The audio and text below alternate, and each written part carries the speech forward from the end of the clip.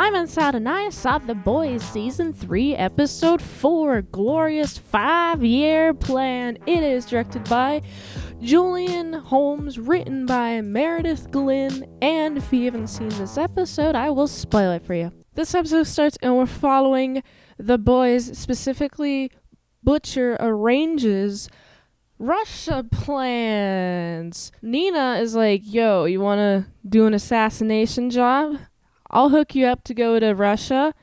And so they got to do that. And while they're in Russia, they go investigate this lab. In this lab, first of all, I like a nice little character moment here. We have Billy Butcher is doing the temp V.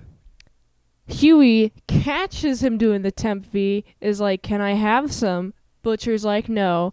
And then we have Huey does it anyway, but like sneaks in and like injects some into himself. I really like this. Huey's just wants to protect Starlight. That's his main motivation.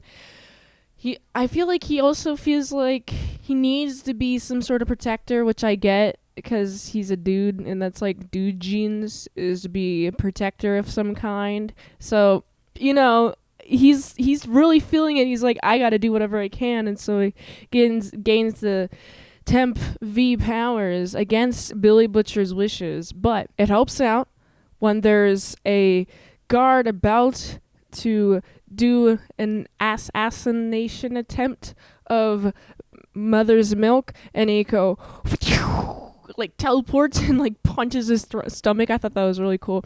All right, so then we have, what is this? It's an alive person in this weird bunker kind of thing. Oh no, it's Soldier Boy. What's this? He has some sort of energy blast that just comes from the center of his stomach. Oh, yikes.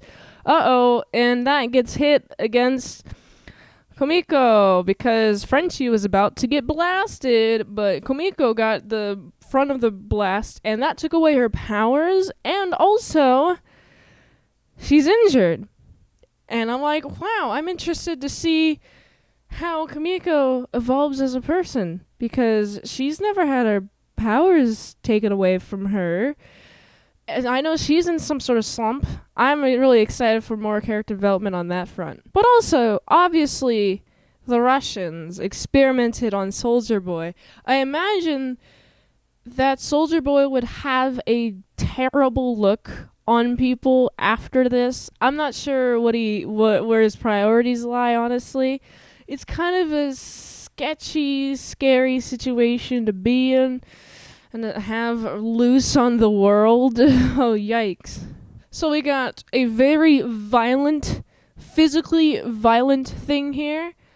Let's go switch over to some political things happening, like that head popper lady, Newman. Yeah, she was like, oh, Stan Edgar is guilty of corruption, and he's doing corrupt things. Bada bing, bada boom. And I'm like, wow, okay. You just really betrayed him like that. I guess it's in the game of politics, I guess, for ultimate power.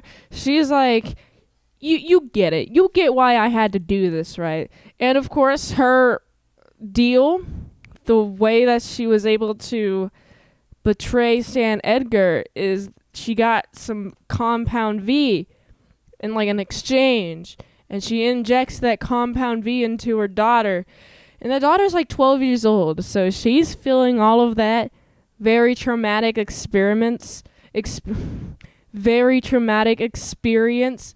I can see the bones moving. I'm also thinking, I understand why everyone's making these moves. They're all making moves for an emotional desire to protect someone they love. And as a result, it'll screw over other people like Stan Edgar, you know? But I like Stan Edgar's perspective on this. He's like, well, I raised her to be like this, so I get it. She used those moves on me. I get it now. Of course Homelander's behind this. Homelander wanted Stan Edgar gone, so he's like, here you go, here's a compound V. Also, speaking of freaking Homelander, Starlight's afraid of Homelander. she's like, hey, Maeve, can you, like, please help me do a coup against him? She's like, yeah. And then also, that too nice of a guy, Alex, the ex is like, oh yeah, I'll do it. Yeah, I'll do it as well. And then he goes, like in the elevator, goes down, sees A-Train and Homelander having a time. Homelander is like, you suck, terrible, terrible. You can't even run. Haha, that sucks. Why even here? And then Alex is like meeting him in the elevator while he walks in. Hey, how about, do you ever feel so powerless? He's like, yeah. And then Alex be like, do you want that to change? And it's like, oh, he told A-Train. And A-Train's a snake, okay? He only cares about himself. He only cares about wanting to run. And as a result, he'll do anything to get to that.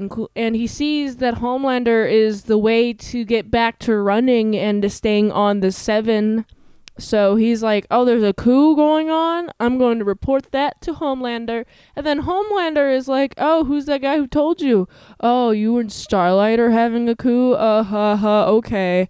And then frickin' Homelander presents a gift to Starlight, calls her over. Hey, come here. Here's a gift. And it's Alex's dead body. And he's like, well, you do whatever I say or you're next. And I'm like, oh my goodness, this is a sticky situation.